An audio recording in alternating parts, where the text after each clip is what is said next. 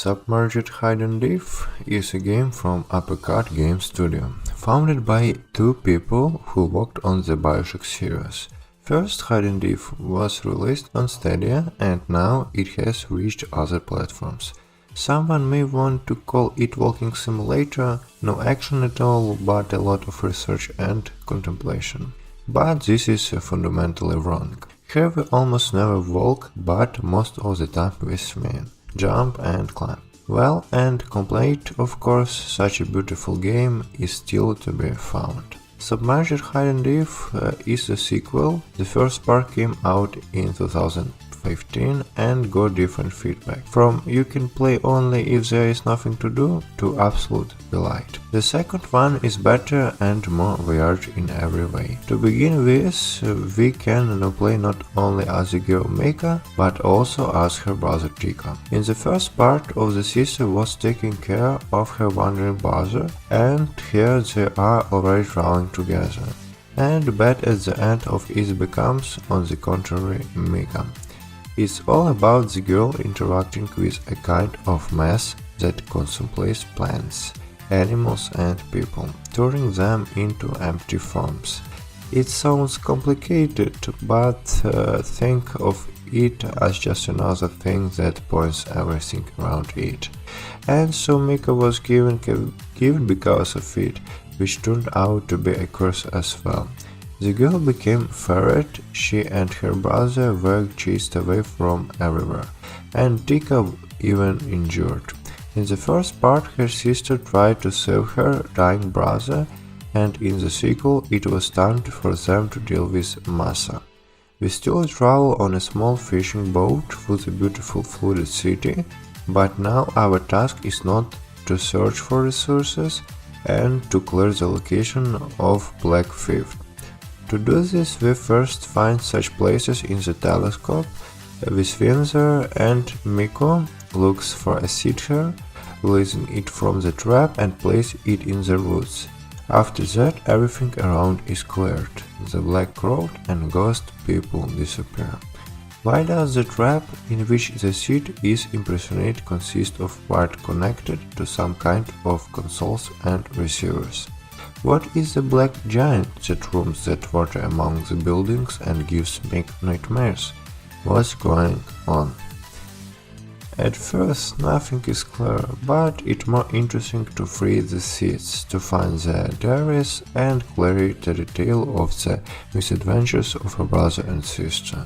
And you already look forward to the final.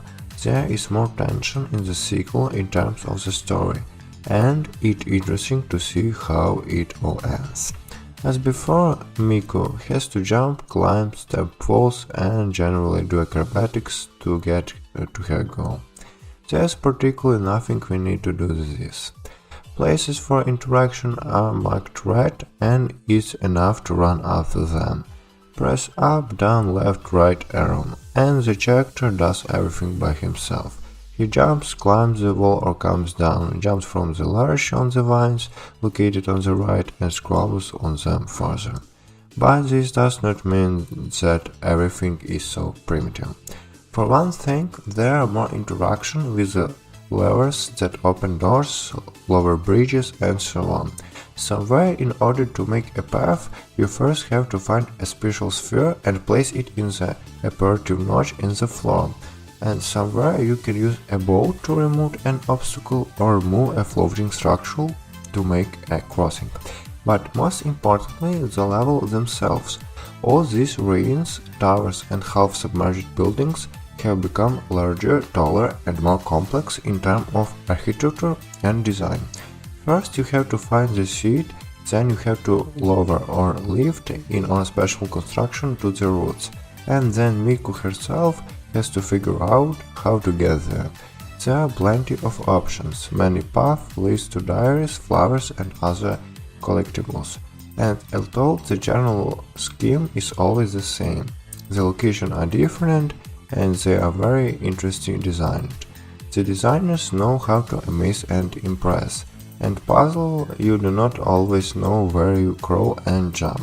And in the end you want to explore and find everything. In general, these are the key words to understand Submerged Hide and Thief. Yes, here you want to explore and fight everything, and see everything.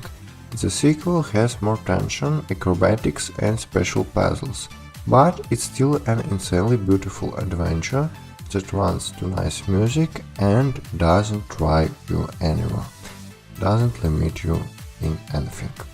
You want to search and clear a seed location to move through the story, or you want to just swim through the picture-square water world, feeling like a true Columbus pioneer. Do what you do. There are some skyscrapers on the horizon, and to the left is the huge hulk of the ship.